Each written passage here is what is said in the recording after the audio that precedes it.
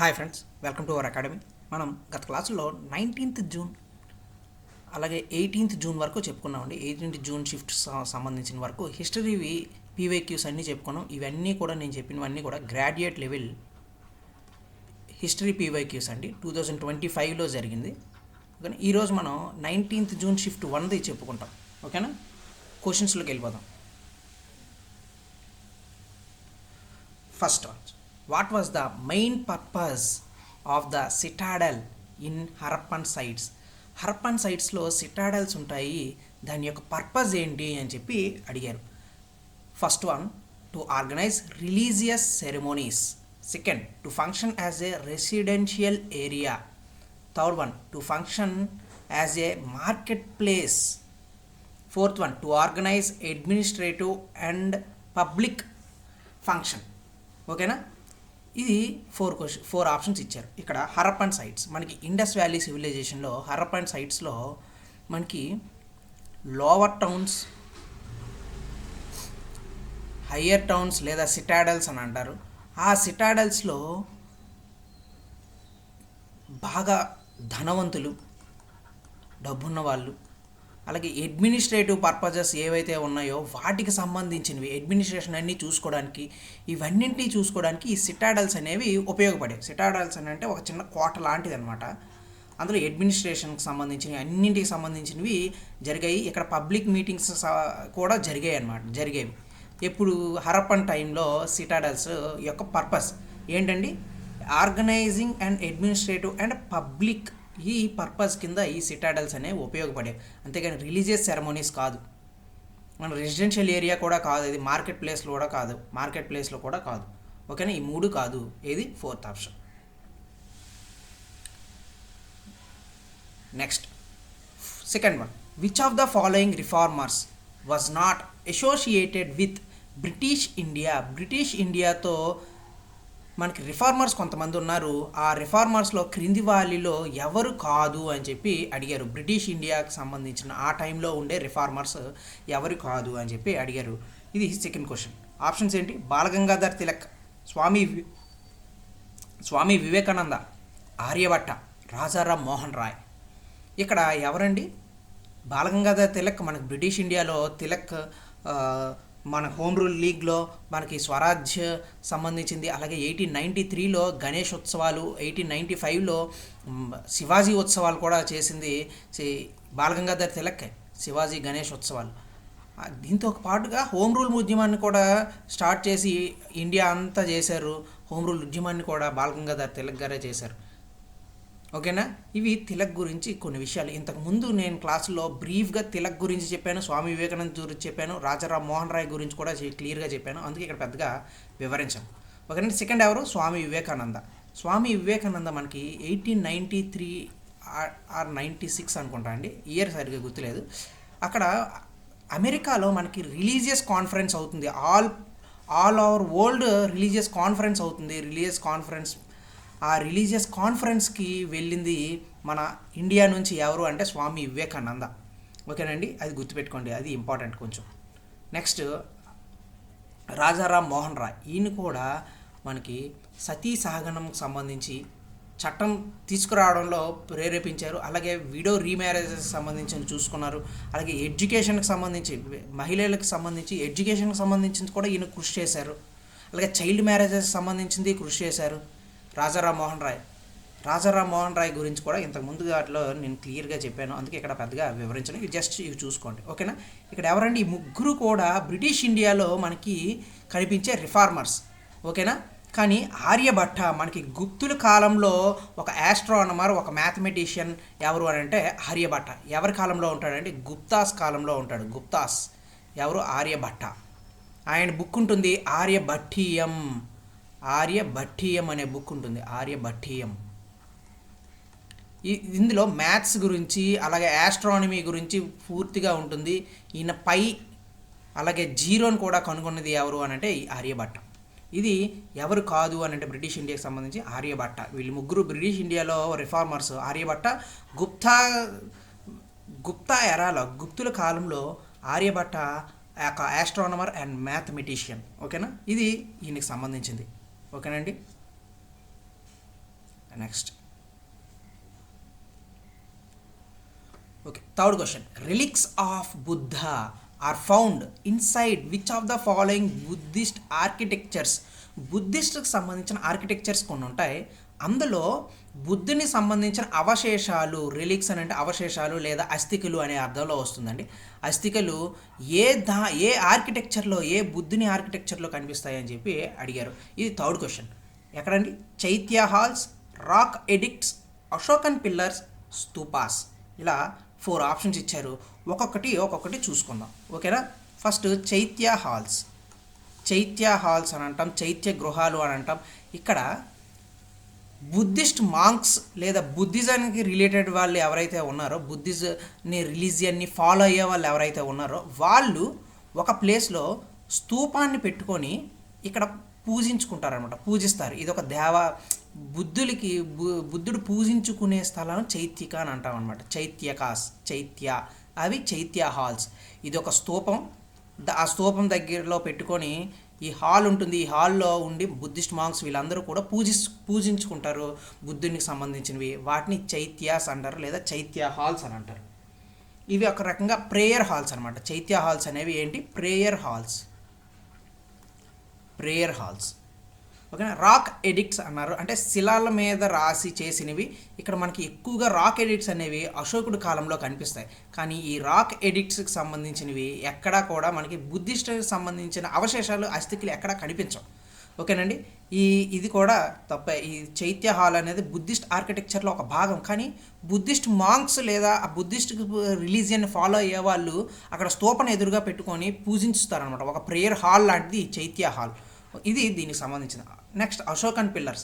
అశోకుడు పిల్లర్స్ సంబంధించి పెద్దగా ఏమి ఉండవు. బుద్ధిజాన్ని ప్రమోట్ చేయడం కోసం, ప్రజలతో మాట్లాడడం కోసం, ప్రజలతో వాళ్ళకి సంబంధించినవి శాసనాలు వీటన్నింటికి మాట్లాడడం కోసం అశోకుడు పిల్లర్స్ వేయించాడు. అది అశోకన్ పిల్లర్స్ గురించి. బుద్ధిజానికి సంబంధించి కొన్ని రిలీజియన్ని ప్రమోట్ చేయడం కోసం కూడా కొన్ని పిల్లర్స్ని వేయడం కూడా జరిగింది. అది అశోకుడికి సంబంధించి. నెక్స్ట్ స్తూపాస్. ఈ స్తూపాస్ అనేవి మనకి ఎక్కడ కనిపిస్తాయి అంటే బుద్ధిజానికి సంబంధించిన ఆర్కిటెక్చర్లో కనిపిస్తాయి. ఈ స్తూపాస్లో మనకి చాలా టైప్స్ ఉంటాయి, కానీ ప్రధానంగా మనకి 3 టైప్స్ చెప్పుకుంటాం అనమాట. ఒకటి relic stupas, second one object stupas, third one commemorative stupas. ఏంటంటే కమెమోరేటివ్ స్తూపాస్. ఇవి 3 రకాలు. ఏంటి రెలిక్ స్తూపాస్ అని అంటే బుద్ధుడు కానీ లేదా బుద్ధ లేదా అక్కడ ఉండే మాంక్స్కి సంబంధించినవి కానీ, అస్థికలు కానీ, అవశేషాలు కానీ. అస్థికలు మనకి చనిపోయాక అస్థికలు తీస్తారు కదండి, కాల్ చేసిన తర్వాత ఆ అస్థికల మీద స్తూపాలు నిర్మిస్తే వాటిని రెలిక్ స్తూపాస్ అని అంటారు. అలాంటి రెలిక్ స్తూపాస్వి మనకి అమరావతిలో కనిపిస్తుంది. రెలిక్ స్తూపాస్ మనకి అమరావతిలో కూడా కనిపిస్తుందండి. ఈ రెలిక్ స్తూప అమరావతిలో కనిపిస్తుంది మనకి, ప్రస్తుతం ఉన్న అమరావతిలో బుద్ధుడి అవశేషాలు అంట. ఓకేనా? నెక్స్ట్ అది రెలిక్ స్తూపాస్ అని అంటాం. Next object స్తూపాస్. ఇక్కడ ఏంటి అని అంటే ఇక్కడ మాంక్స్ కానీ లేదా బుద్ధిజానికి రిలేటెడ్ వాళ్ళైన ప్రముఖులు ఎవరైతే ఉన్నారో వాళ్ళు యూజ్ చేసే వస్తువులు కానీ, వాళ్ళు యూజ్ చేసేవి ఇంకేవైనా సరే ఆబ్జెక్ట్స్ని పైన ఆ స్తూపాన్ని కానీ నిర్మిస్తే దాన్ని ఆబ్జెక్ట్ స్తూపాస్ అని అంటారు. మాంక్స్ కానీ లేదా ఇంకా బుద్ధిజం రిలీజియన్ని నమ్ముకునే వాళ్ళు, బాగా పాపులర్ అయిన వాళ్ళు ఎవరైతే ఉంటారో వాళ్ళు యూజ్ చేసే వస్తువులు కానీ, వాళ్ళు యూజ్ చేసేవి ఏవైతే ఉన్నాయో అవి వాటి కింద వాటిపైన స్తూపాస్ని ఏర్పాటు చేస్తారు, స్తూపాస్ని నిర్మిస్తారు. అవి ఆబ్జెక్టివ్ స్తూపాస్ అని అంటారు. ఓకేనండి? ఇవి మనకి ఆబ్జెక్టివ్ స్తూపాస్ సంబంధించింది. Next commemorative stupas. ఇక్కడ బుద్ధిజానికి సంబంధించినవి ఉండవు, లేదు అంటే మాంక్స్ కానీ వీళ్ళకి సంబంధించినవి వస్తువులు కానీ లేదా బుద్ధుడికి సంబంధించిన అస్థికలు కానీ, మాంక్స్కి సంబంధించిన అస్థికలు కానీ ఏవి కూడా ఇందులో ఉండవు. జస్ట్ ఒక స్తూపం అనమాట. ఏదో ఒక మార్కింగ్ పెట్టేసి దానికి స్తూపంగా ఏర్పాటు చేస్తారు అంతే. జస్ట్ స్తూపం, అంతేగాని ఇందులో ఎవరి వస్తువులు బేస్ చేసుకొని నిర్మించడం కానీ ఇలాంటివి ఏవి ఉండవు. జస్ట్ నార్మల్ స్తూప అనమాట. ఇవి కమెమోరేటివ్ స్తూపాస్ అని అంటారు. ఇంకా చాలా ఉంటాయి, బట్ ఇంకో 2 3 ఉంటాయి, బట్ ఈ 3 మాత్రం తెలుసుకుంటే బెస్ట్. ఈ 3 మాత్రం ఇంపార్టెంట్. ఓకేనా. అయితే ఇక్కడ ఆప్షన్స్ ఏమి ఇచ్చారు? Relics of Buddha. అంటే బుద్ధుని అస్థికలు కానీ అవశేషాలు కానీ ఉంచి ఆర్కిటెక్చర్లో ఎక్కడ కనిపిస్తుంది అని అంటే ఎక్కడ కనిపిస్తుంది అండి? స్తూపాస్లో కనిపిస్తుంది. ఆన్సర్ ఏంటి? అశోకుని స్తూపాస్ అనమాట. ఈ స్తూపాస్ మనకి బుద్ధిజానికి సంబంధించిన స్తూపాస్ కొన్ని పాయింట్స్ చెప్తాను, గుర్తుపెట్టుకోండి. బుద్ధిజానికి సంబంధించిన స్తూపాస్ ఎక్కువగా వేసింది ఎవరంటే అశోకుడు. అశోకుడు మన భారతదేశంలో స్తూపాలు ఎక్కువగా ఏర్పాటు చేశాడు, స్తూపాలు నిర్మించడం జరిగింది అశోకుడు అనమాట. ఈ బుద్ధిజానికి సంబంధించిన స్తూపాస్. అయితే ఈ స్తూపాస్లో పురాతనమైనది ఓల్డెస్ట్ స్తూప ఏది మనకి? పిప్రివాహ అని ఉంటుందండి. పిప్రివాహ ఇది ఎక్కడ ఉంటుంది? ఉత్తరప్రదేశ్లో ఉంటుంది. ఇది ఓల్డెస్ట్ స్తూప ఇన్ ఇండియా. అలాగే అతి పెద్దది అంటే లార్జెస్ట్ స్తూప ఎక్కడ ఉంటుంది మనకి? సాంచి. ఇది ఎవరో అశోకుడు నిర్మించింది ఈ స్తూప, సాంచి అనమాట. ఇది ఈ సాంచికి ఒక ద్వారం లాగా ఒకటి ఏర్పాటు చేస్తారు. ఇది ఒక స్తూప అనుకోండి, దీని ముందు ఇలా తోరణంలా ఏర్పాటు చేస్తారు. ఈ తోరణాన్ని శాతవాహనంలో రాజు శాతకర్ణి ఈ తోరణాన్ని నిర్మిస్తాడు ఈ సాంచి స్తూప దగ్గర. ఓకేనా. ఇది ఇండియాలో ఉండేవి. అయితే మన సౌత్ ఇండియాలో చూసుకుంటే అమరావతి కనిపిస్తుందండి. లార్జెస్ట్ స్తూప ఏది?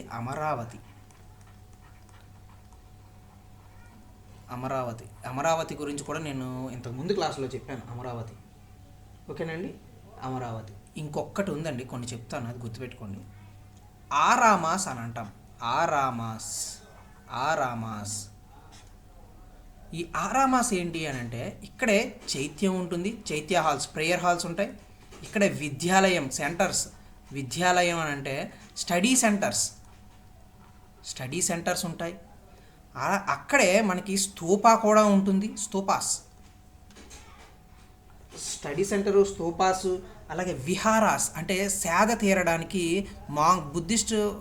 బుద్ధిస్ట్ మాంక్స్ కానీ బుద్ధిస్ట్ రిలీజన్ని ఎవరైతే ప్రమోట్ చేసుకుంటారో వాళ్ళు ఉంటారు కదండి, ఆ రిలీజన్ నమ్ముకునే వాళ్ళు ఈ విహారాస్లో రెస్ట్ తీసుకోవడానికి ఉంటారనమాట. రెస్ట్ తీసుకోవడానికి ఆ బుద్ధిస్ట్ మాంక్స్ కానీ ఎవరైతే రిలీజన్ చేస్తారో తిరిగి వచ్చి రెస్ట్ తీసుకుంటారు. ఆ రెస్ట్ తీసుకునే ప్లేసెస్ని బుద్ధిస్ట్ సంబంధించిన వాళ్ళు విహారాస్ అని అంటారు. అటువంటి విహారాస్, స్తూపాస్, అక్కడ స్టడీ సెంటర్ కూడా ఉండి చైత్యాస్ కూడా, ప్రేయర్ హాల్ కూడా ఉంటే దాన్ని ఏమంటాం? ఆరామాస్ అని అంటాం. ఇది వెరీ వెరీ ఇంపార్టెంట్. ఆరామాస్. ఓకేనా. ఈ ఆరామాస్ సంబంధించింది. ఓకేనా. ఈ బుద్ధిజానికి స్తూపాకి సంబంధించి కొన్ని రిలేటెడ్ పాయింట్స్. ఓకేనా. Next question.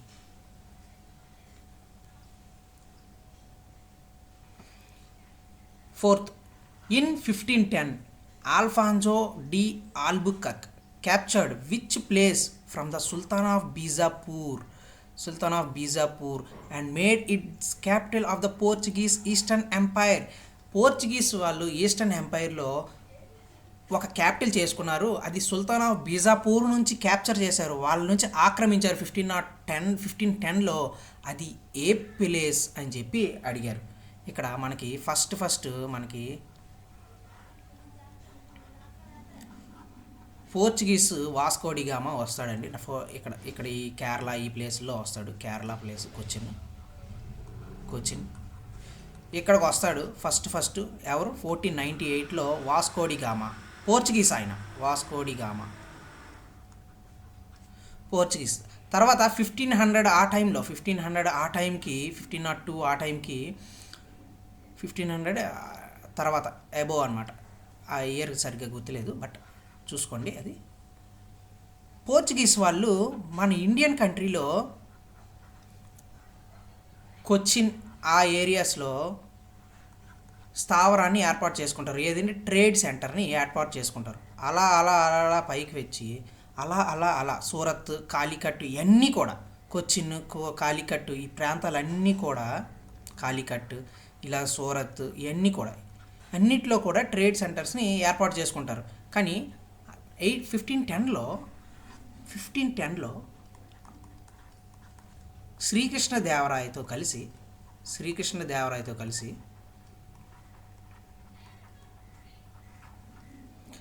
ఈయనకి హెల్ప్ చేస్తారనమాట. ఎవరికి? పోర్చుగీస్ వాళ్ళకి హెల్ప్ చేస్తాడు శ్రీకృష్ణదేవరాయ. సుల్తాన్ ఆఫ్ బీజాపూర్ సుల్తాన్ని గోవాని ఆక్రమించుకునేలా చేసి గోవాని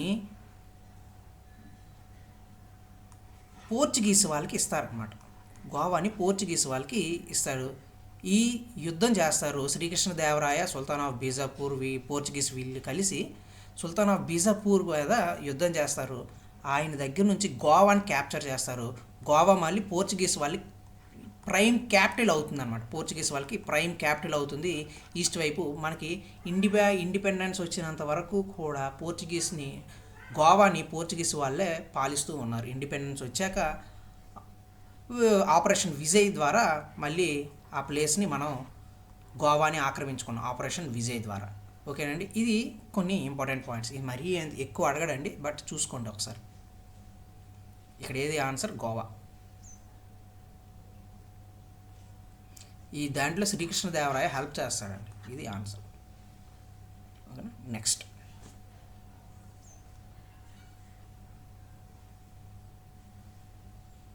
okay, 5th question. Which powerful ruler of Pallavas constructed the shore temple at మహాబలిపురంలో ఒక టెంపుల్ ఉంటుంది తీర ప్రాంతంలో, దాన్ని షోర్ టెంపుల్ అంటాం. ఆ షోర్ టెంపుల్ని ఏ పల్లవ రూలర్ నిర్మించాడు అని చెప్పి ఇచ్చారండి. ఇది క్వశ్చన్. అయితే దీని గురించి చెప్పుకునే ముందు పల్లవాస్ గురించి కొన్ని ఇన్ఫర్మేషన్ చెప్పేసుకొని దీని గురించి చెప్తాం. ఓకేనా? ఓకే, ఫస్ట్ మనకి పల్లవాస్లో ఓల్డ్ పల్లవాస్ ఉంటారు. అంతకుముందు కూడా మనకి పల్లవాస్ ఉంటారు. తర్వాత నవీన ఓల్డ్ పల్లవాస్ ఉంటారు. ఓల్డ్ అనమాట, ఓల్డ్ వాళ్ళు. ఆ ఓల్డ్ వాళ్ళకి పల్లవాస్లో మనకి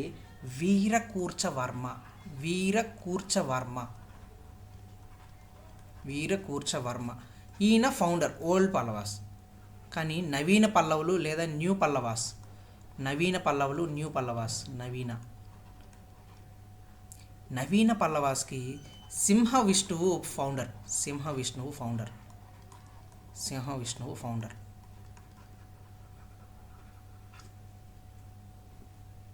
ఈ సింహ విష్ణువు తర్వాత మనకి ఎవరు వస్తారు అని అంటే మహేంద్రవర్మ వన్.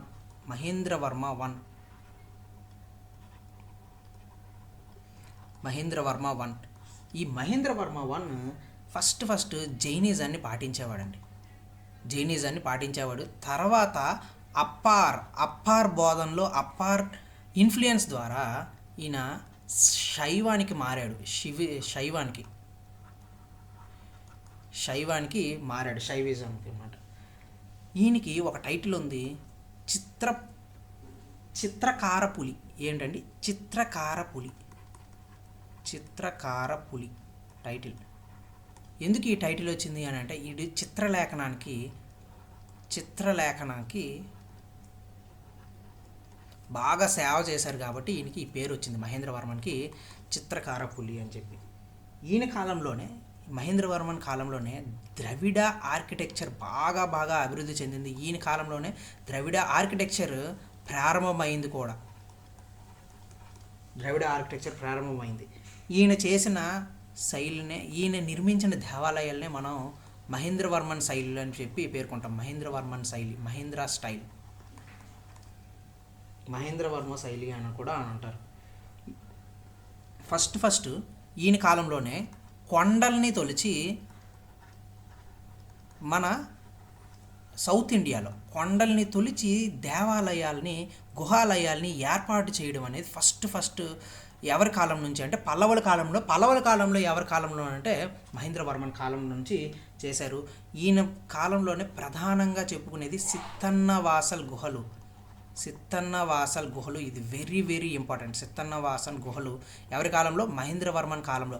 అది మహేంద్రవర్మన్ పల్లవాస్ టైంలో ఉంటాడు సిత్తన్నవాసల్ గుహలు. ఇది ఇందులో పెయింటింగ్స్ చాలా ప్రమోషన్ అనమాట. పెయింటింగ్స్ చాలా ఉంటాయి ఈ సిత్తన్నవాసల్ గుహలో. పెయింటింగ్ బాగా ఉంటాయి అన్నమాట. దీంట్లో వర్ణ చిత్రాలు కనిపిస్తాయి.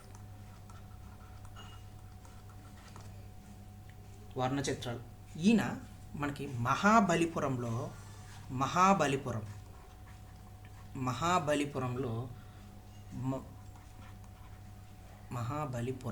మహాబలిపురంలో మనకి మహేంద్ర మండపాన్ని నిర్మిస్తాడనమాట. మహేంద్ర మండపం అంటే టెంపుల్ని నిర్మించడు, బట్ మహేంద్ర చిన్న మండపం లాంటిది నిర్మిస్తాడు. మహేంద్ర మండపం అని అంటారు.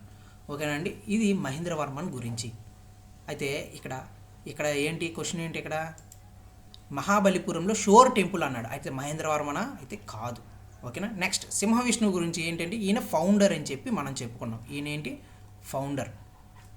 ఇక్కడ ఇంకెవరున్నారు, నందివర్మన్. నందివర్మన్కి సంబంధించి చూసుకుంటే మనకి నందివర్మన్లో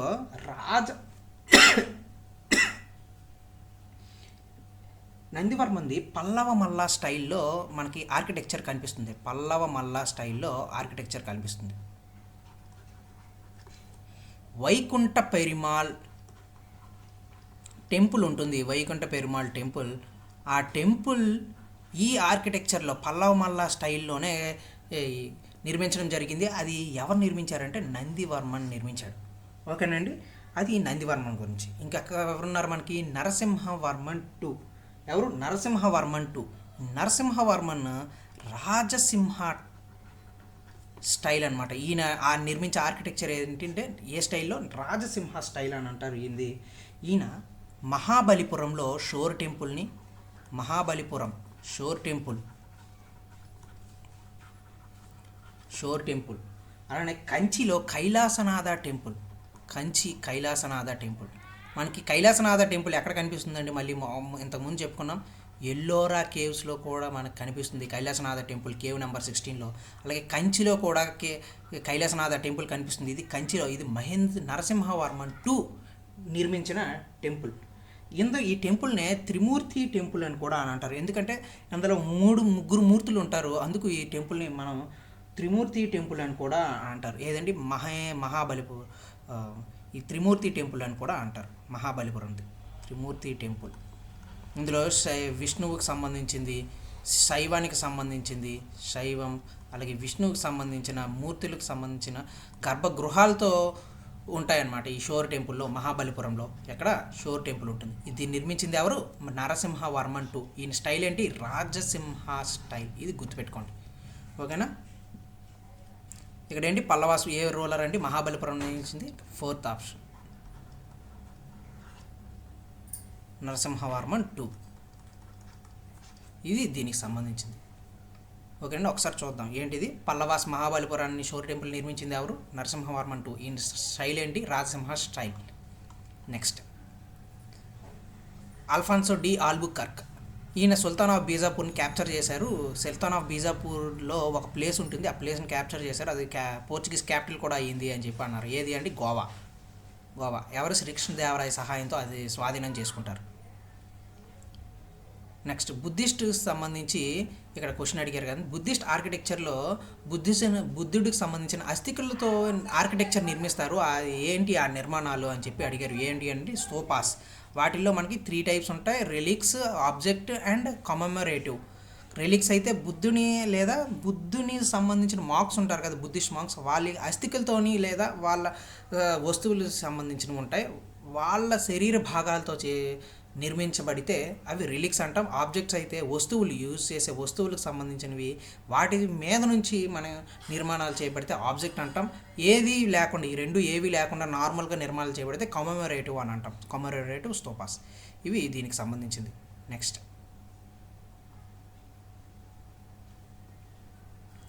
నెక్స్ట్ బ్రిటిష్ ఇండియాలో రిఫార్మర్స్ క్రింది వారిలో ఎవరు కాదు అని చెప్పి అడిగారు. అంటే ఎవరు, ఆర్యభట్ట. ఇక్కడ బాలగంగాధర్ తిలక్, స్వామి వివేకానంద, రాజారాం మోహన్ రాయ్, ఈ ముగ్గురు గురించి నేను ప్రీవియస్లో చెప్పాను, అందుకే ఇక్కడ పెద్దగా టచ్ చేయలేదు. ఓకేనండి. నెక్స్ట్ ఇక్కడ మెయిన్ పర్పస్ ఆఫ్ సిటాడల్కి మెయిన్ పర్పస్ ఏంటి, సిటాడల్ అంటే ఒక చిన్న కోటలా ఉంటుంది అనమాట. దాన్ని సిటాడల్ అని అంటాం. ఎక్కడ మనకి హరప్పన్లో కనిపిస్తుంది. ఇవి ఎక్కువగా మనకి administration related, public gatherings, public meetings, వీటికి రిలేటెడ్గా ఈ సిటాడల్ అనేది ఉంటుంది. ఇక్కడ ధనవంతులు, అక్కడ అడ్మినిస్ట్రేషన్ సంబంధించిన వాళ్ళు ఎవరైతే ఉన్నారో ఈ సిటాడల్లో ఉంటారనమాట. ఓకేనా. ఇది మెయిన్ పర్పస్ ఏంటి, అడ్మినిస్ట్రేటివ్ అండ్ పబ్లిక్ పర్పస్ మాత్రమే దీన్ని వినియోగించేవాళ్ళు. మార్కెట్ ప్లేస్ కాదు, రెసిడెన్షియల్ కాదు, రిలీజియస్ సెరమోనీస్ కాదు. ఓకేనండి. ఇవి దీనికి సంబంధించినవి. నెక్స్ట్ క్లాస్లో మళ్ళీ కలుద్దాం. Thank you very much.